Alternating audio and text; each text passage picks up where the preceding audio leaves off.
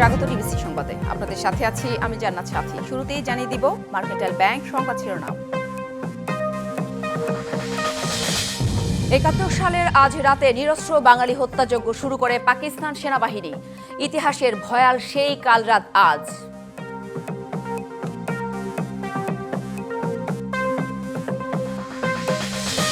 ষোলো বছর পর পাঠ্যপুস্তক পরিমার্জিত হয়ে সঠিক ইতিহাস ফিরেছে কিছুটা। এনসিটিভি বলছে আরও কাজ চলছে।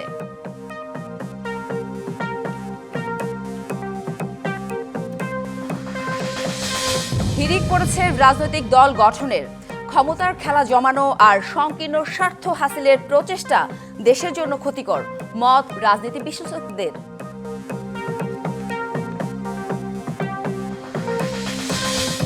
বাংলাদেশের রোহিঙ্গাদের জন্য আন্তর্জাতিক সম্প্রদায়ের কাছে $94 কোটি সহায়তা চেয়েছে জাতিসংঘ।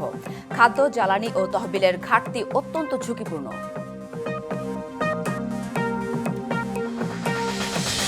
ঈদের লম্বা ছুটিতে ভ্রমণ পিপাসু মানুষের ঢল নামবে কুয়াকাটায়, প্রত্যাশা পর্যটন ব্যবসায়ীদের। এরই মধ্যে হোটেল মোটেলের 70% বুকিং হয়ে গেছে। এবং এএফসি এশিয়ান কাপ বাছাই পর্বের ম্যাচে বাংলাদেশ ভারত পরীক্ষা আজ। শিলংয়ে সন্ধ্যা 7:30টায় জাতীয় দলের হয়ে অভিষেক হতে যাচ্ছে হামজা চৌধুরীর।